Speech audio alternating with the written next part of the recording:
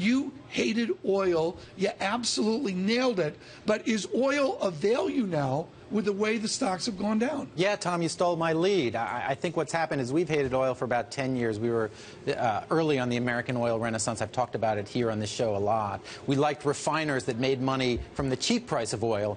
But finally, with the rig count down over 60%, we're starting to pick at value names in the oil patch. Give me a name. I need a name. I need a name. You know, we're sticking with the safe names. EOG Resources, highest quality balance sheet.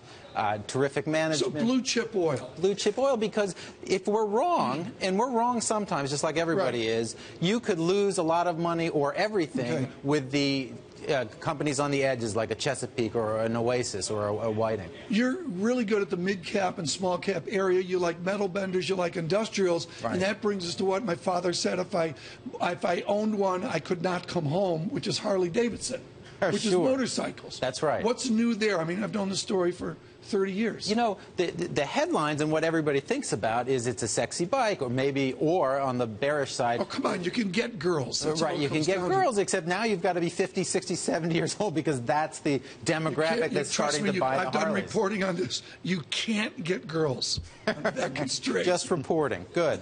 All right. We're going to undertake a field trip just to try this out. Absolutely. But what the real story here is the yen. Their competitors are Kawasaki, Yamaha, Honda, and so these guys have a 20% advantage that they didn't have last year, and they're discounting their bikes. Well, Harley refuses to discount, and they're losing share. This has happened twice before, in 2000 and 2008. Both times they got the share back within 18 months. The stock dipped, and then was a terrific play for the 2 years after that. So you're betting on management, basically, there. We're betting on management, and we're betting on history repeating itself, which is always a good way to make money in our business. Interesting.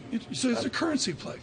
It's basically a currency play, and you have to believe that this iconic brand will remain strong in customers' minds. Demographics. Right. America's getting older. America's getting older, and they're getting richer. Chris, give us another name.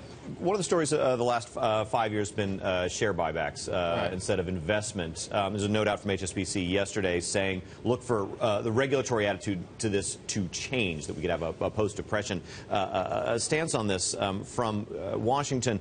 Is the market going to fix this on its own? Do you see any indication?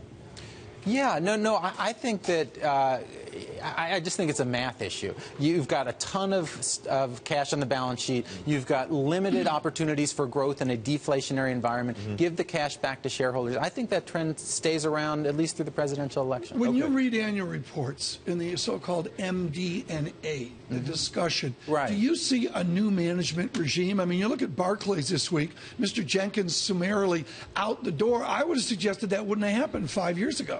Oh, I think that's true. I think there's limited patience. I also think you can't overestimate this low inflationary environment. Those were wonderful numbers from Pepsi. I'm really curious to see how they got it. That's the first consumer products company I've seen have real revenue growth in a long time. We'll just have to see whether that was true.